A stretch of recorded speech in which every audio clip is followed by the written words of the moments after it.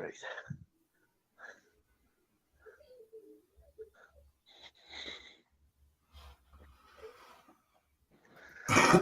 I hope we got people in the chat. Good evening, everyone. Good evening.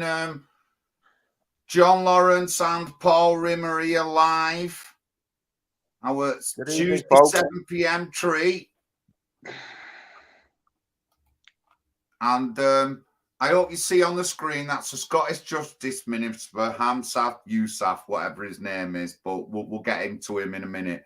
But I'd just like to say, Mark, I think you donated last week. Thank you very much, mate. I'm sure it was you, but thank you very much. I just want to stress people, we're running in local elections. And if you look at the map behind me, Labour have gone from over 40 seats a couple of years ago, or over 40 seats out of 60, and they're down to nearly under 30, and they lose a majority. So it's just so important, this election, certainly to myself and to our party. I'm very confident. I have to say this, Pat doesn't like it, but I am supremely confident that I will be getting a seat eventually. And I'm positive of that. Just got to get into it, learn a little bit, run up to it. But I am definitely getting that seat. Thank you very much, Mark. Thank you. Good evening, Roch, Pat's on, Ben S. Good evening. As again, we need leaflets. We're looking for some more recruitment leaflets, and we need 3 sets of candidate leaflets. Roughly, I think it was 250 was mentioned, so that's 750 for all the candidate leaflets. I mean, no matter what we're getting the money, I certainly will be getting the money for my leaflets no matter what I do, but we do need this money, and we do need some recruitment leaflets. We've done 20,000 already. The majority at 20,000 is out. So we're after another 20 or 40,000. So please, if you can donate, please do. Let me just put the link in the chat for you.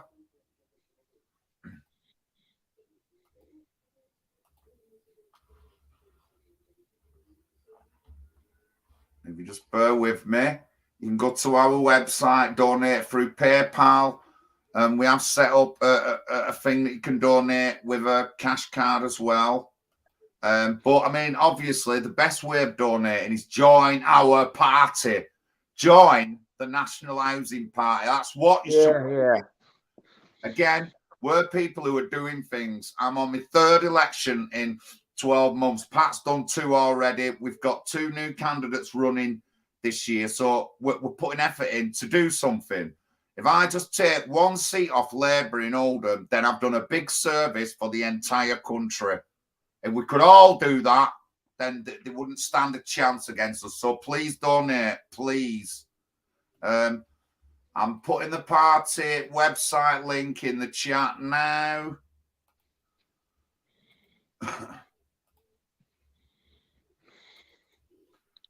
It's in. Good evening, Craig. Good to see you, my man. Gerald, thank you very much for joining. I can't go. The 4th, Gerald, is voting day, believe it or not. The 4th of May, it's voting day, mate. I can't go. I've got I'll have an election to run. I would love to, but I just can't. But the 4th of May is voting day this year. And again, it's the biggest election in Oldham history in 30 years. And it's just important that I'm here. After this weekend, I will not be spending any time out of Oldham, the Oldham borough. I'll be there until May. But I would have loved to, but I'm sorry I can't. But whoever goes, good on you.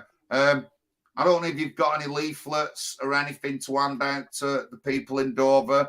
You need to talk to the members of the public, ask them, do they feel safe with what's going on there? Since we heard about these 4 asylums, these 4 underage asylum seeker kids raping a girl, nothing's been done, but local school children have been out in Dover protesting about their safety. But it won't be, it's not on any mainstream news, but it has happened. But yes, but please come and join us. Please come and join us. Bible Day, Bible study tomorrow. Of course, Bible study tomorrow. And I just want to read you a poem from our Don't Drink the Kool-Aid. Quick read of this poem.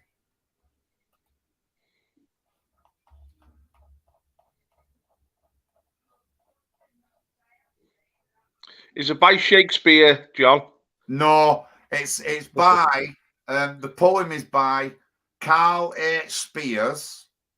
He's a Patriot, been on the demos, and that's a DJ in Oldham, and he writes little poems. So the poem is named Rainy Town. It's bleeding raining cats and dogs. Let's get shelter in starring bogs. Our Pennine town in the hills. Underwater, our drains fill. Lashing down loads of puddles. Getting back door hole for some cuddles. Shivering like a shitting dog. Getting drenched in the fog. A buzz hurtles by and gives you a splash. It's too late to make that dash. What a bummer again. Bloody piss through with rain. Oh, rain, rain, go away. Come back another day and don't drink the Kool-Aid. Thank you. That's Carl H. Spears' poem in our Don't Drink the Kool-Aid newsletter, and we'll be regularly be having some of Carl's Oldham experiences and poems in the newsletter. So I'll just put that in the chat. Was the rain a metaphor for mass immigration, John? Pardon, what? You know, the rain, talking about rain having been saturated and being overwhelmed. Yeah. Was that a metaphor for mass immigration? Coming off Carl, yes, it would be. Yeah, it would be coming off Carl. That exactly it would be. I promise you, it would be. Makes so that poem a lot more poignant. We're looking for poems and articles to do with Don't Drink the Kool-Aid. I think next month we're trying to focus on the white slave trade, so the Burberry Coast slave trade, and how whites have been involved in slavery and in the slaves themselves. And I think that's correct what I'm saying, but we want to do that. But if you want to write an article, do something about your local town or anything like that, if you just email us on the party website, you can email the admin. But those are mine and Pat's emails. If you want to email us, join in, send us an article. You don't need to have your name on it, but you can have your name on it. 1 month we'll have anonymous, and then another month we have named articles, and maybe some named articles during all that time. But again, please email us if you've got anything to say. You want to put it into an article, please, John. And don't forget, we need some money. I want some donations by the end of this stream, ladies and gentlemen. Come on. Again, you're not talking to anyone who's just a keyboard warrior or anything like that. You're talking to a real person who does real things, who's got his feet on the ground and who's always active. So, you're not talking to an invisible person. You're not talking to our website. You're talking to a real person here. And if you want to, many of you will know in the past 5 years, I have done literally hundreds of demonstrations, political events, hustings, wherever there's any action going on. I've protested against the Tories 3 times, and the first time I did it on my own. When I still protested against the Labour Party, and I'll be doing that again. So give me some donations, please. Let us help our party go forward. Get our leaflets for May, and let's get going. So it's not only donations, John, because I've been out leafleting on the Wirral, got a candidate there, and we need activists. I've got contacted today by a few people who are interested in joining the party. We've got a platform here. We've got an organisation. We've got to get organised to fight back. And we need activists to post leaflets. We need activists to organise the party, to organise branches. We're having public meetings. You know, it's a big operation, but we're in it. We're in it to win it, really. We're in it to build an organisation. We're climbing up the mountain. It's a long way to the top. But anyone's welcome to get on board who wants to save this country, because we need saving. We're in a dire strait in this country, and we'll talk about that in the stream. But we have a rescue plan, and we need to put that in operation. We still have democracy in this country. We've got a party, a legitimate party. We can put forward candidates. We can give the public, general public, our message of hope, and we can campaign to get elected. So while we can still do these things, we should be doing it to the max. Anyone who's sitting back just being grumpy to waste the space, join this movement. We're creating a movement across the country now and across the whole of the British Isles. Come and join us and get involved, stand as candidates, become local organisers, become activists, posting leaflets, learn. We're educating each other. We pass information. We become a network where the information can go one from the other. We're here to educate each other and to encourage each other that we, the British people, can still defend our island and regain it. You know, they got the MAGA movement in America, and that's never surrendered. I mean, it got robbed in 2020, but it's battled on since. It's taken control of the House of Representatives again, and it's going to challenge in 2024. We need a MAGA movement in this country, and it's not going to come from the Tory party. They're traitors. It's certainly not going to come from the Labour Party. They're our worst nightmare. It's not going to come from this other party, Reform Party, because they're a party that are cancelled. They've got cancelled culture. They won't allow real patriots to join. I mean, they have a certain message. They want to stop immigration, great. But let's go beyond that. Let's revive our nation. Let's get the British people engaged again and saving their country. And we want a patriotic party which genuinely stands up for the British people, of the British people, for the British people, by the British people. That's the invitation. Come on board. Life is short, you know. I'm 60 now, and I'm looking ahead and I'm thinking, life's not that long. You've only got a certain amount of time to do your duty. And your duty calls and says, let's save our nation, not for ourselves, but for our future generations and in honour of our ancestors. Okay, John. Thank you, Berness. Yes, I did notice. Thank you very much. Thank you very much indeed. Please, guys, come on. Activists, join the party.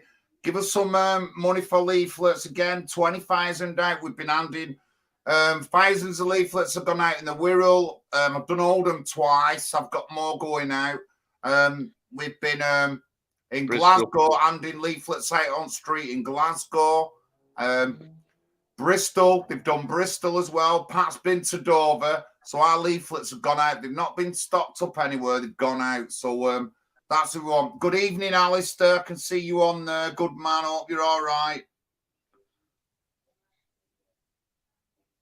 On our website, Lady J, let me just see.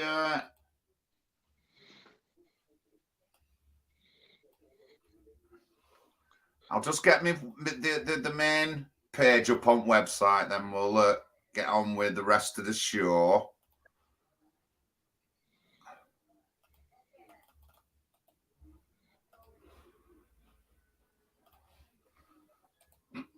I've put the link in the chat, and there's a YouTube, there's a PayPal thing on there, and you can also go through a bank through Switch, I think it is. I'm not sure. I think it's Switch, but yeah, every little helps. Again, you're not talking to people who just hide behind keyboards. You're not.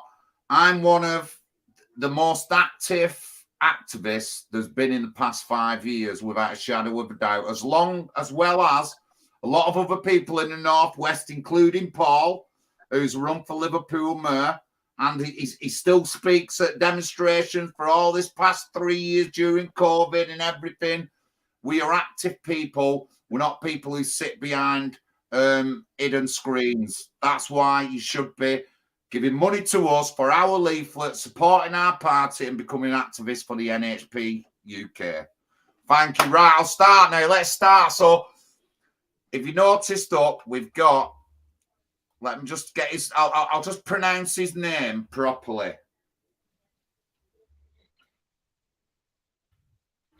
Can I just say before you mention Hamza Yusuf that there's two really important demonstrations coming up.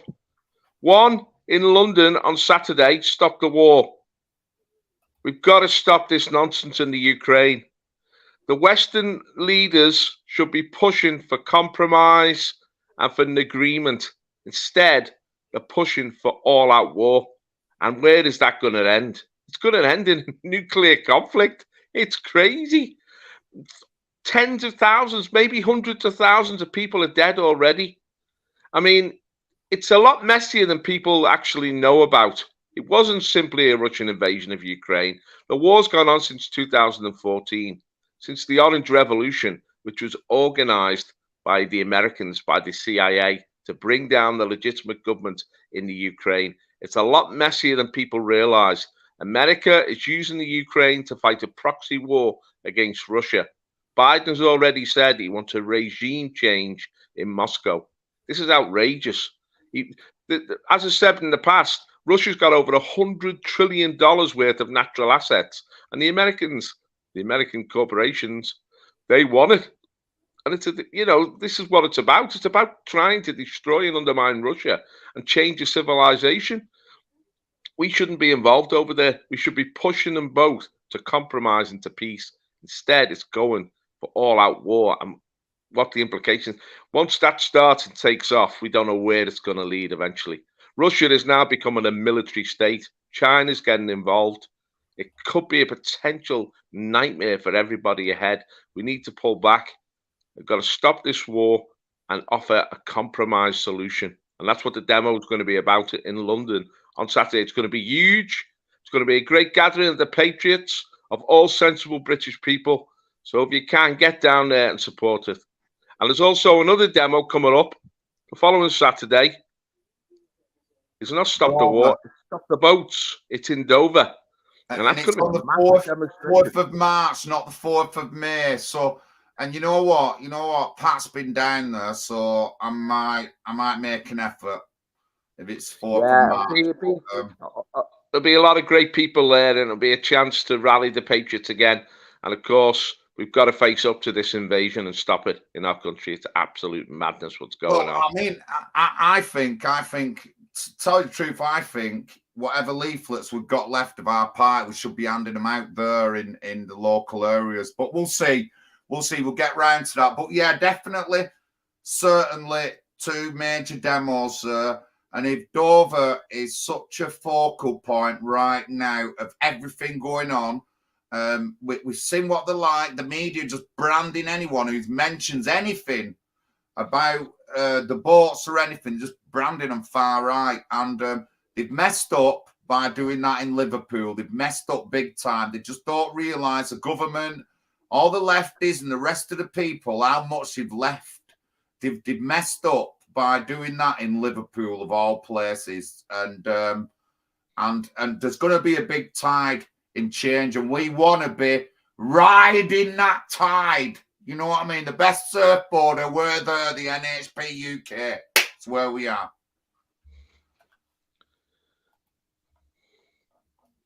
So, shall I get on with Hamaz's video? So, this is a Scottish MSP. Born in Scotland. Party, yeah. Play this little speech, John. Born in Scotland, and he's a devout Muslim. Right, let's hope it plays now. It should play. Just people let me know in the chat if you can hear it.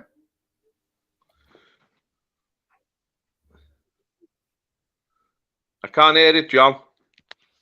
I can see it.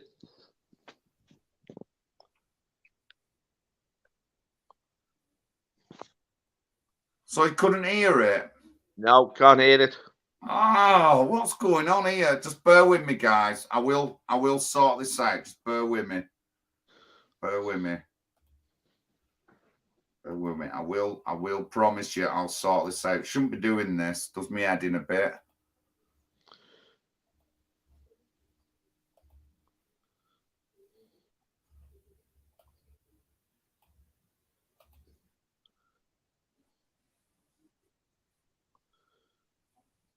Is there a sound button or a volume? It should play. Honestly, it should play. I don't know why it's not doing. Press the sound thing on it, John. Press the sound thing. Make sure that plays. Yeah. No, it doesn't matter anyway. Oh, it's a good video. That I will find it. I will find it. I will find it. We'll move on from that, John. Right, that's Hamza Yusuf. Hamza Yusuf is now in pole position to become the leader of the SNP. All his rivals are facing serious scrutiny. They're being questioned on all their morals and their religions and their policies. But for Hamza Yusuf, it seems like an easy ride. He just says anything. No one criticizes him. The bar is very low for Hamza Yusuf. Obviously, he's shoe in to be the leader of the SNP. Now, that would make him the Prime Minister or the First Minister of Scotland.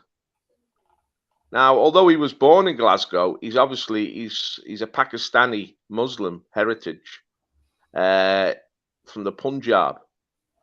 And this is not unusual now, is it? He might be a Muslim, but Rishi Sunak, he's also of a similar heritage from a similar part of India, the Punjab, which used to be quite a swathe of northwest India when the Raj was there, the British. It's much smaller now. But Rishi Sunak, yeah, so he's from a similar neck of the woods. Again, he's an Asian, of course. Now, obviously, Hamza Yusuf, a lot of Asians converted to Islam in the 16th century and earlier during the Mughal Empire. But they're the same people. And we've got another one over in Dublin, the Prime Minister of Ireland, Leo Varadkar. His father is a Sikh, again from the Punjab in northwest India. So we could have the First Minister of Scotland, the Prime Minister in Westminster, and the Prime Minister of Ireland, all from Punjabi heritage. And of course, we've left out the really big fish at the moment, Sadiq Khan, who controls our capital city and is Islamizing our capital city.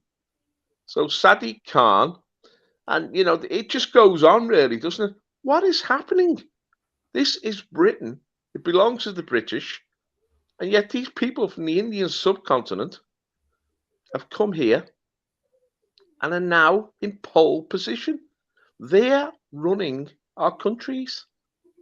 And their approach to immigration is simply this. Let's welcome foreigners. Let's be more diverse. Let's become a global society. What they're saying is, let's replace the British with people from the Indian subcontinent or Africa or other parts of let's destroy traditional Britain. That's what they're saying. And what do we gain from that? I mean, this is supposed to be a democracy. What would we gain from our replacement by people from the third world? What's the gain for us? Enrichment? What enrichment? We will simply be pushed aside. If you go to West Bradford or huge areas of Birmingham or Luton or even Manchester now, never mind Oldham, London, of course, so many cities now, town after town, Leicester, Coventry, Nottingham, town after town, Blackburn, Preston, Burnley, town after town, all over the place, Glasgow, Stoke, area after area is being altered out of all recognition. It's being colonised. There's a I mean, the Irish are talking at the moment about a new plantation because the planters who arrived in Ulster changed Ulster forever. And Ulster went from being an old Gaelic society to being a Protestant community of British people. And so the Irish were displaced and replaced, and they've always carried a certain resentment about that. Now, that's what's happening to us today. And that's not by accident. It's not by accident that we're being replaced, because they're not only leaders of our nations, they're running the civil service now. Within the state, they're taking over area after area of the state, and the local government's the same. And they're pushing resources and money in the direction of their people, away from us. We are the British. We are the taxpayers in this country. But we don't seem to have much representation anymore. In fact, there's been a racket going on which has disenfranchised the British. We have no party to vote for anymore. That's why it's so important that we build up an alternative, the National Housing Party of the UK. The Labour Party is a potential party of government.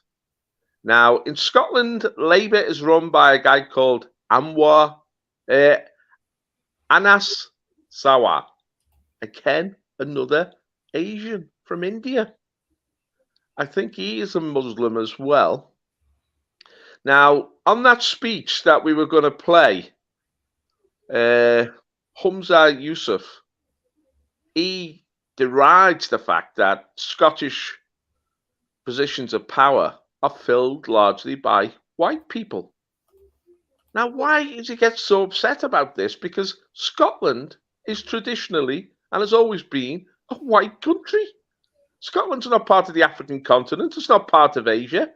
It's Northern Europe. It's a cold climate. It's full of white people. So the fact that white people hold most positions in Scottish power, you know, in the power in the civil service and the education or whatever, in the institutions of Scotland, what's unusual about that? Nothing. But Hamza Yusuf got very indignant about this and talked about the need for diversity and change and representation for Asians and so on. And of course, he's on his way now to being the First Minister. So it's like something's going on here. This isn't by accident. It's a plan. And it's been planned for a very long time. He can't do his job. Everything he's been in is failed. Let me just give you a bit of history about him. When he was a PR for a charity, that charity got done for sending money to a known terrorist, right? Let's just say that. Obviously, he got away, but he was a PR, you know, he might have known what was going on, I don't know, but he got away. No, nobody investigated him. I mean, his mum even claimed had money for making her house a bit more greener, a couple of $100,000, some kind of thing. Honestly, this guy is the epitome of diversity, where they're just getting him in for his colour and that he claims to be Muslim. But I mean, if you are Islamic and you vote for the SNP, then you're not Islamic, as far as I'm concerned, because it's just like a Christian voting for a Satanist party. It's just never going to happen. So this guy is only in the position, he's only there now, and he's using his colour of his skin and the fact that he's Islamic to get higher up. The rest of the things he does are rubbish. If you look at his history with social care and health care, it's all failed. It's like the worst person ever. But obviously, the colour of his skin and that he's Islamic makes sure that he gets to the top position. But he would not be on my position. And Scotland is over 95% white. So why wouldn't there be more white people in positions? Why wouldn't there? These people are not interested in principles in politics, John. They'll say anything. What they want is power and access to resources, access to money. And then they know. See, once they get power, they can bring their own people in. Once they get access to money, they can make sure the resources go to their people. I mean, you've seen that in Oldham, you know, the way money has been siphoned off to one community over another. And of course, if the British have been disenfranchised and lost their voice, we can't raise a protest against this, because to simply speak up about what's going on, the rampant corruption now within the British state, within social security, within housing, within education, within the health service, the rampant corruption which has taken place. If you point out certain things, they will use derogatory labels against you. And people are scared, therefore, to say what's really happening. But it's happening, and it's happening all over this country, and it's speeding up. Now, look what's happened in the Labour Party, right? The Labour Party under Jeremy Corbyn had 600,000 members.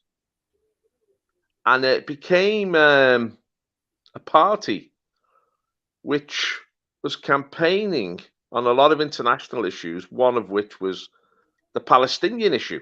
I remember in the conference in Liverpool in 2020, I think it was, they were all waving Palestinian flags. Now, that upset a certain ethnic group in Britain, the Jews. They were very upset, the Israeli lobby. And then they began to destroy Corbyn. And they've managed to do it. I mean, they boasted about it, the Israeli lobby, that they destroyed Corbyn. Corbyn was accused of being a racist and anti-Semitic, because the Labour Party has been a huge vehicle for the Islamic vote. It has become, in a sense, the Islamic Labour Party. Now, what did the Israeli lobby do in response to that? They empowered a woman called Ruth Smeeth, who was the ex-Labour MP for Stoke-on-Trent. She's also the leader of the Jewish Socialist movement, or the Jewish Labour movement. She's also she was the leader of the Labour Friends of Israel. And she gets money and she gets organizational support from Israel. But she has been totally empowered by Keir Starmer to rid the Labour Party of the pro-Palestinian elements. And this has resulted in an incredible purge in the Labour Party. And it's the actual membership of the Labour Party now is reduced to under 100,000. So 500,000 people have left the Labour Party. And Keir Starmer, who's the leader, has said, you know, he's a total Zionist, and he will not, without qualification, he will stand for Israel, and he will fight for Israel and the Jewish people in Britain, or Jewish people globally. So he's nailed his colours to the mast there. And this Ruth Smeeth, whose mentor is Margaret Hodge, she's also nailed their colours to the mast. She's now Baroness. She's in the House of Lords, Baroness Anderson. And these people are like fanatic Zionists, you know. And do they put the people of Britain first, or do they put a certain ethnic group first and a certain other nation first? It seems to me that the Labour Party has been taken over. Now, how did that happen? Because obviously the Labour Party was the Islamic Party. How did it become so pro-Zionist? Come back to Sadiq Khan. Sadiq Khan is the Mayor of London. He's the most prominent Muslim within the Labour movement. He supported getting rid of Corbyn because all he's interested in is power. They know that Corbyn could not deliver power in this country. They will say anything and do anything to get their hands on power. Because once the Labour Party get in power, they will open the floodgates like there's no tomorrow. It'll be like Biden's America. They'll be pouring in their hundreds of thousands. Never mind tens of thousands in Dover. They'll be flooding every street in Britain. Now, the Labour Party is going to totally radicalise and alter British society. And who will be pushed to the side? The British people. We're disenfranchised now, but when Labour get in power, we'll be persecuted. If we even open our mouths, we'll end up in court. Last time they were in power, they criminalised any dissent. I mean, I faced 3 court cases myself, all of which I overcame and won them. But they will use the police and they will use the criminal justice system to stop any democratic dissent, any political dissent. Did you experience that, John, in the last Labour legislation? Last Labour government, were you involved in politics then? No, not with Labour anyway. I've fallen out with them. But I mean, the Jewish thing's pretty weird because, I mean, the Labour Party Jewish members of Parliament and councillors get offered security when they have to go to a Labour conference. You know what I mean? Honestly, it's just mad. The stuff between the Labour Party that never gets said. And I do think that they are more hateful sometimes in certain areas. And like you said, when that Palestine thing happened earlier on in the year, there was some guys going around saying, kill Jewish women and rape the daughters. And, you know, like, who talks like that in England? Nobody talks like that in England, but these guys did. Talking about in London when there was a protest against the Israeli government, yeah. And it got very violent, didn't it? Obviously, there's a lot of tension there. But there's a strange alliance between the Israeli lobby and the Muslims, the Pakistani Muslims. I think the Pakistani Muslims, they're keen to get their hands on Jewish money, Jewish organisation, in order to get power. But you see, once again, one thing as well, in the chat, right? I understand about England and Britain, but is that an absolute? Is that an absolute that if we become England, we cannot have a British thing to govern our country and countries? Is that an absolute that we'll never get that? I don't think it is. To some people, it was impossible that we was going to get Brexit, but we supposedly got it in paper. And I just don't believe it. Everything everyone says on here is absolutes, and I don't believe in absolutes. I believe we can change these things if we need to. So please don't argue between Britain and England. It's another thing for another time. Obviously, we support the union. We're going to support England having its own separate parliament, and we'll have discussions about, but nothing is absolute to me. It might be to you lot, but it is not to me. And I know I can change things. So I'm looking at it like that. But I don't want any bad vibes between English and British. No. And I agree with some people. If you are a fresh immigrant here, you are a British citizen. You're not British. You're a British citizen. You've been given a passport. You become a British citizen. The British and the English are the headstone and the ethnic people of this land.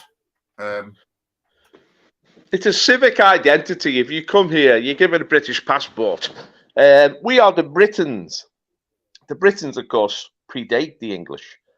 The English arrived from Germany, Saxons, and they altered the nature of England. But we were absorbed within England. We're all mixed together. And, of course, we've been a United Kingdom at a monarch level since James I, and we've been at a legislation level since 1707, the Act of Union. So there's a long history there. Of course, Britain is totally dominated by England just because of the numbers and the wealth and the size of us.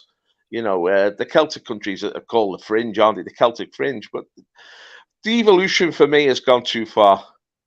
I mean, I want to see the British all together. But for the people who are taking control now of our country, the Punjabis, the Rishi Sunaks, the Hamza Yusuf, yeah, you know, the Sadiq Khans, they're not interested in any of this. That's just, you know, they recognise what we are. We're the different people from them. And we've got to come together to defend our islands, because we've seen in Ireland recently there's been a real insurgency there against what's happening, because Ireland is being invaded at an incredible rate. And the women of Ireland are being terrorised by these invaders. They're scared to go out in the streets. This is what all these demos are about. And there's been huge demonstrations in Ireland against putting migrants in hotels and in communities. And the Irish know the danger of what they're facing. They you know, as I say, they call it the new plantation. They feel they're being pushed out and replaced in their own country. And they haven't got the numbers to resist. I mean, Ireland's 4 million strong. Britain, there's maybe 60 million Britons. We can absorb a lot of people, even though we're being overwhelmed in our cities, but we can still fight back. The Irish, I mean, if 1 million sort of third world immigrants stormed into Ireland, and it's happening, Ireland would be quickly overwhelmed. So Ireland's got to resist now while it's still got the majority. And we've got to do the same here. But I was going to the roots of what's going on here now. There's something called the Kalergi Plan. You ever heard of that, John? I have, yeah. Well, that was hatched after the First World War by Count Kalergi. And the idea was actually to mix all the peoples of Europe. It wasn't to bring in third world immigrants initially. And in order to undermine nationalism, which they thought was the cause of the war. But of course, nationalism had made the European countries great. It had given us the power to dominate the whole world. The British Empire, the French Empire, the Spanish Empire. We shaped the world. We gave the world its language. We gave the world its culture. We gave it to Christian civilization was spread across Africa, South America, Asia. We brought proper administration. We were very good at it. The British built, wherever they went, they developed the economy and they developed the way of life. We've got a lot of credit for what we did there. But Kalergi had this notion that the Europeans had overachieved and they needed to be weakened really through a weaving together. This was really the birth of the European Union. But after the Second World War, before the Second World War, a certain Lionel Rothschild, a banker, he got very interested in Kalergi's plan, and he put £60 million up for Kalergi to promote his plan to undermine the nations of Europe. That was a heck of a lot of money in the interwar period. But he also got Kalergi access to all the places in power.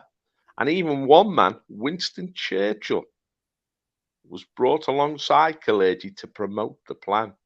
Not widely known that. But after the Second World War, this plan became dominant.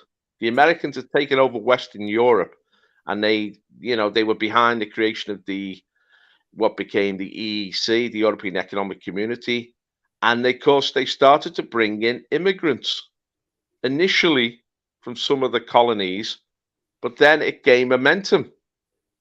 And the idea became, not only are we going to mix the countries of Europe together, we're going to mix the whole world together. And it's going to happen in Europe. We're going to create multicultural societies. All cultures will learn to live next to each other, and they will enrich each other. And, how great this will be. But of course, Europe was a highly developed society with enormous assets and enormous gifts. People came from third world countries with very low skills. A lot had very low education. And of course, they had their own culture, which they clung to, People aren't just going to forsake. And they started to build their own colonies within Europe. And this Kalergi plan became, in a sense, a Trojan horse for the colonization and takeover of Europe. And it's now reaching fruition. And it's had the support of virtually every major political party. In the past, it was disguised, but now they don't bother disguising it now. We call it enrichment now. And they celebrate when cities like Leicester or even Birmingham, when the British become minorities in this city, and the city's controlled by different peoples from different nations and different cultures, that's celebrated now as some sort of victory. But this is going to lead to the annihilation of the British. We're just being pushed to the margin. What future do our children have? We're being devalued in our own country. We're being pushed to the back of the queue in the NHS. And look at housing now, social housing. Who gets social housing? They've actually got a new program to build social housing now. We've seen that in Basel. Yeah, and they're for the migrants, the new social housing, the new housing estates. They're not for the British. So we're being made to feel unwanted in our own country, and it's wrong. And this is because we've been too passive.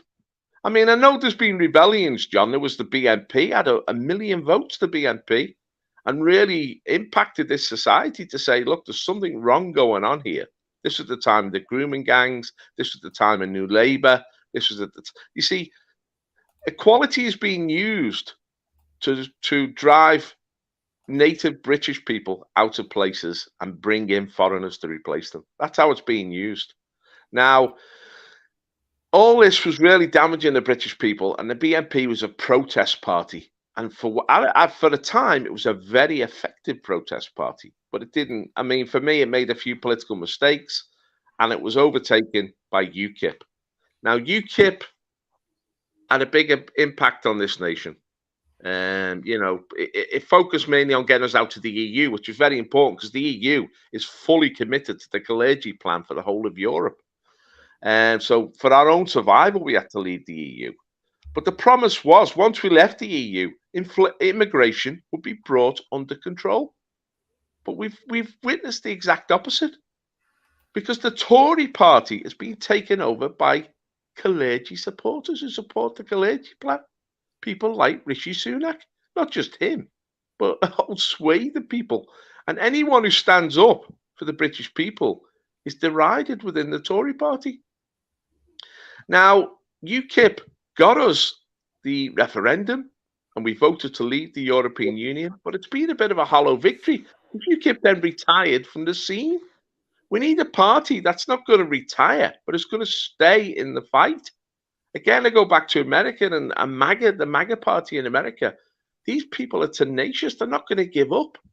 We need to get there and stop this Kalergi plan and reverse it and empower the British people again and let the British people have confidence in their own country and their future. We don't trust the institutions in this country anymore, John. I mean, what can we trust now? We pay our taxes and we know they're going to be squandered. We know that we're not going to get priority. And we just wonder where it's all going to end. I think there's a great sense of dread about the future. And God help us if Labour get in power. I mean, the Tories bad enough, but Labour will take it to another level.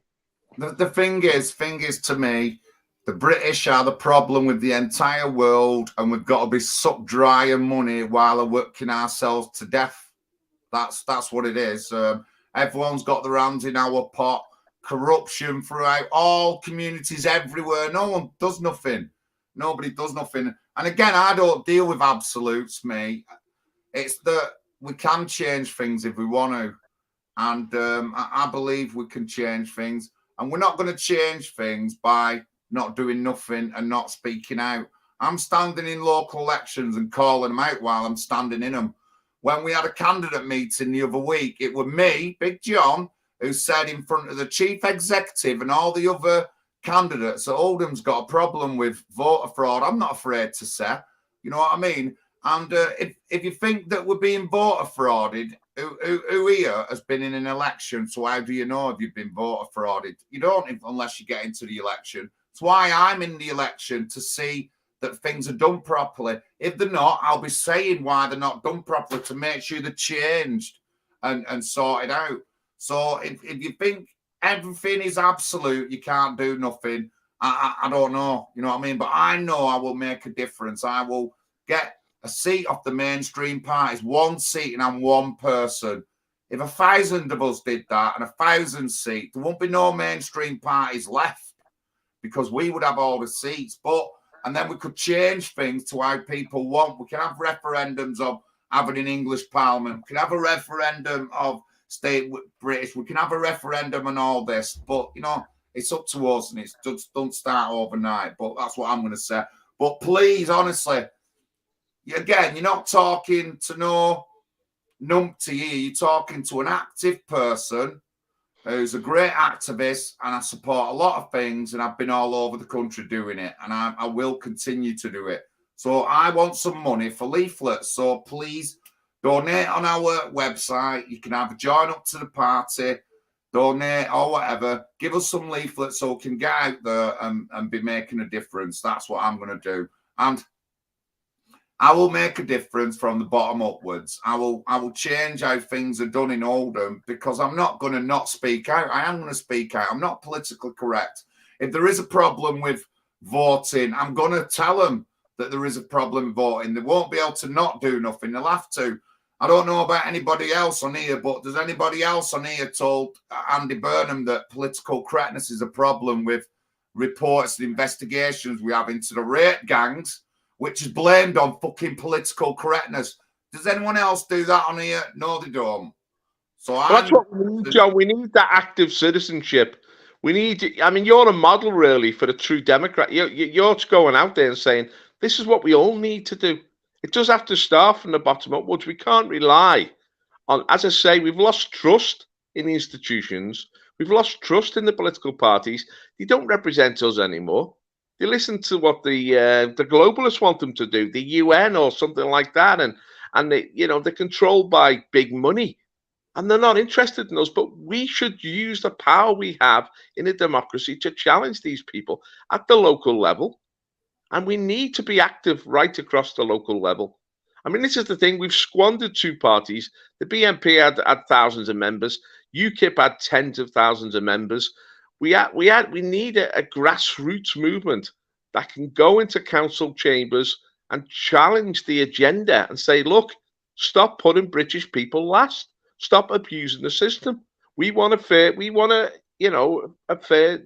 crack of the whip here. We want to be respected in our own country, but we need to take it beyond that. Once we've got power at local level, we need to get MPs. Now, people get despondent, but things can change because things need to change. People are going to get desperate. One of the reasons why we're seeing all these protests now in Ireland and the sparking off, we've seen the one in Liverpool, we're going to see big demonstrations over the weekend, is that people are being pushed out of their comfort zones. And, Tommy Robinson went to Ireland last week and he interviewed a lot of girls, and they told him about how they're having to defend themselves against predatory sort of asylum seekers who were trying to abuse them. Now, the thing is, they wouldn't actually say it on camera. Tommy had to film them surreptitiously in it with a hidden camera, and then said, "Look, will you say this openly on camera?" And they panicked. No, I don't want me. I don't want to be called a racist. I don't want me face in the papers. I'll be, the state, the guard, the police will come round to see me. These girls were being abused, and they were scared to actually speak out their experience. This is intimidation. We're being intimidated as a people not to say what's going on, because this abuse, not only sexual abuse, but all sorts of like corruptions within local government, corruptions in national government, and the fact that British people are not getting a fair crack of the whip, that we're going to the back of the queue. This is happening right across Britain, and we need to protest about it. We need to speak together and educate each other and know that it's happening everywhere. It's not just isolated cases. This is this is social transformation that's taking place, and we're being disadvantaged and we're being disenfranchised, and we've got to speak up. So, I've been an activist now for a long time, over 20 years.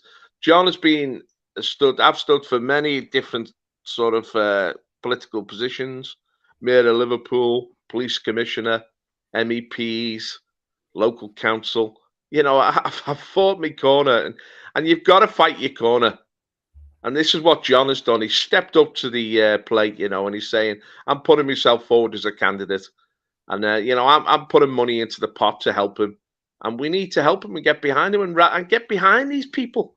Offer to deliver leaflets, offer to promote him on social media, or, stand yourself. Ultimately, that'd be the greatest thing you can do, is offer people a choice.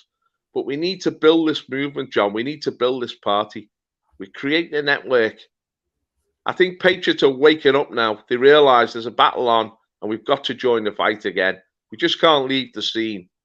We've got to, although it looks like, these people are taking over the higher echelons of politics. They're the First Minister. They're the Prime Minister. They're running Ireland. They're running London. We cannot just surrender. We've got to fight back. We've got to push back because, you know, I'm seeing things regarding our children in schools now. I mean, they're talking about segregation in schools that, you know, some schools are like 90% Asian, other schools are 90% white. Kids are being picked on, they're being bullied, they're being abused in school. The education system itself is now against them. You know, you've got this critical race theory in America, but you've got a variant of that in Britain. And it's really, it's given people the idea that somehow the British have got to be guilty about something. I've got no guilt in me whatsoever. I'm proud of what we achieved as a nation, and I'm proud how fair-minded the British have always been. We're a great people, and this is our land, and we don't have to apologise to anybody. We fought the good fight with all our might. We spread Christian civilization all around the globe. Everybody has got a, you know, a balance sheet of what they've done good and what they haven't done so good, but we did really well, and the whole world speaks our language.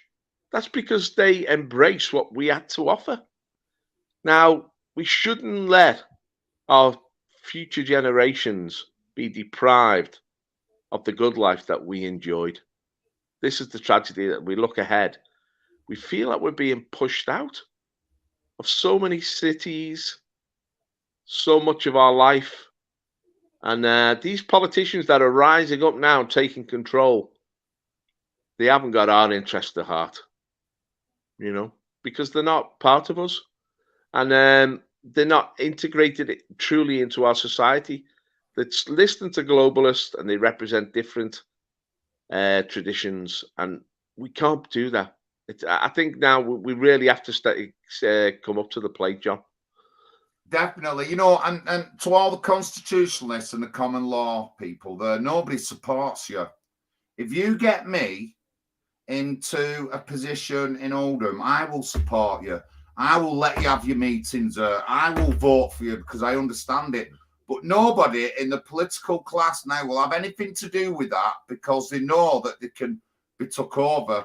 But if you get people to support you, then that's all right. So this is just an example. If I got a council seat, I would let the constitutionalists hold a rally in the middle of my estate going on about common law, and I would happily support that, and I would happily support integrating it better and bringing it back into our society now. And again, you're not talking to someone who's dumb. I've been to common law courts. I've had it out with common law people. I've listened to them. I understand a lot. I get a lot of what you said, but there is no support for you. Get me voted in, and I'll let you have the first meeting that we do in Limeside on common law. That's what you do. And anyone who's elected, John, has power. They can speak, and their voice has to be respected, and it amplifies the concerns of the ordinary citizens. We've got to get politically active in this country again. This is the British people. We can't let other people do it on our behalf. No. I implore everyone who hears this message to join the National Housing Party of the UK, make a contribution financially, get active.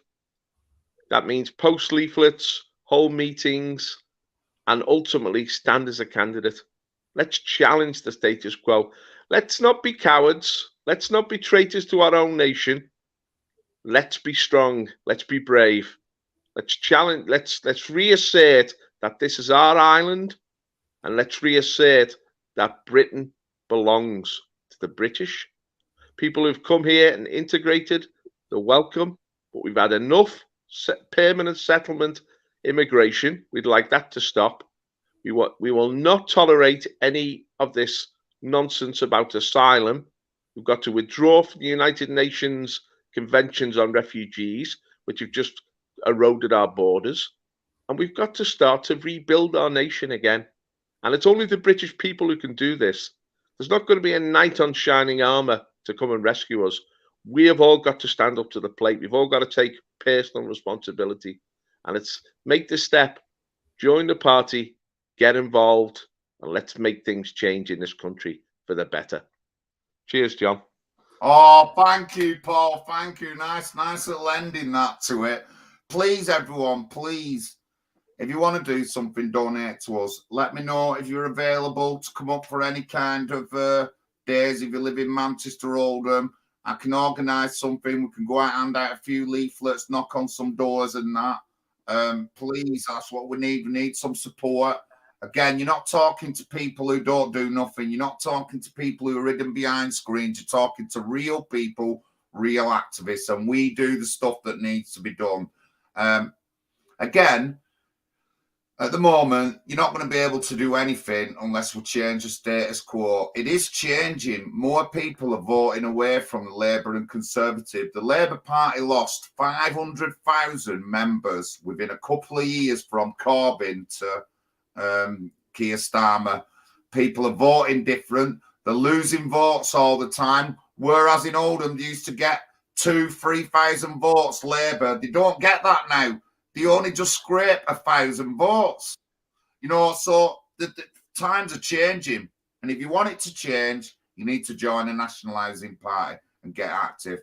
So please, thank you to everyone who's already donated. Thank you to all our members as well. Thank you to everyone who, at the sidelines who does all the work. Pat's done a big part of this because I've had 3 elections in a year. So one of the first things Pat said, he said, I'm not going to mither you, John. I'll take on a lot of the responsibility because I've been knocking all this year since May, and I've got to get in. Christine, depends where you live. If you live in a decent area, we can hand out, come up there and visit and hand out leaflets and stuff like that. Email us. I'll get our emails up. On the website, you can email the admin email as well. A few different people see that and a quicker response. But email us. My election's in May. I want to do well, but I will need activists over the next couple of months coming up to May to come up and help out in Oldham. But thank you very much. Thank you to our Paul. I missed Callum. He was a bit late on and I missed his message, but we'll get Callum on. We'll be on another week. But Callum's been out with Pat in Somerset past couple of weeks, and he's there this weekend as well. But thank you very much, everyone. It's been interesting in the chat. I still see the British and English thing as a bit of a divide, actually, because we're never going to get anywhere if we're always split up. But, you know, nothing is absolute. We can change things to how we want them, but the people need to stand up, and we haven't stood up hard enough. We've left it to these people, these silver spoon people, too long. We need to get normal working class people in, which will definitely change the orientation and a lot of things in this country, and that's what they're scared of. That's why they still brand us with politically correct words. That's why they do it all the time. If they wasn't scared, they wouldn't have to use them politically correct words. They wouldn't have to do the things they do if they weren't scared. But they are scared. Things are changing. Don't care what anyone says. Look at my map at the back. Since 2018, Labour have gone from up 40-ish seats to nearly under 30. So they've lost 10 seats in just a couple of years because the crap. The Tories aren't doing that well. They have gained a couple of seats, but overall, people are not voting for Tory and Labour. They're voting for different. And, I mean, if you want to think, if you think nothing can change, right, Oldham has 60 councillors. And if you look at the pink section there, that is Failsworth Independent Party, who are online to get the 6th councillor in 3 years.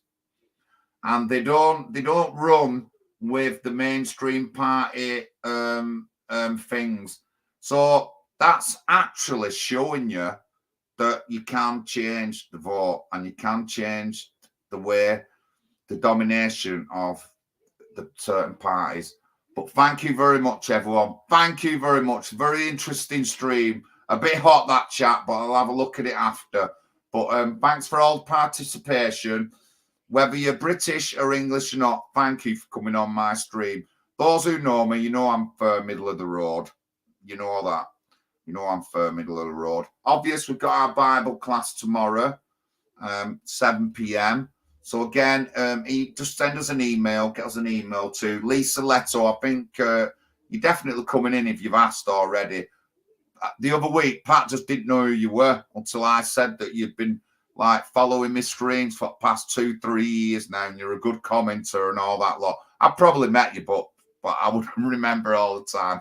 But thank you, everyone. Thank you, Mark Williams, Ben S, and anyone who donated last week and anyone who donates this week. Thank you very much. Big John, over and out.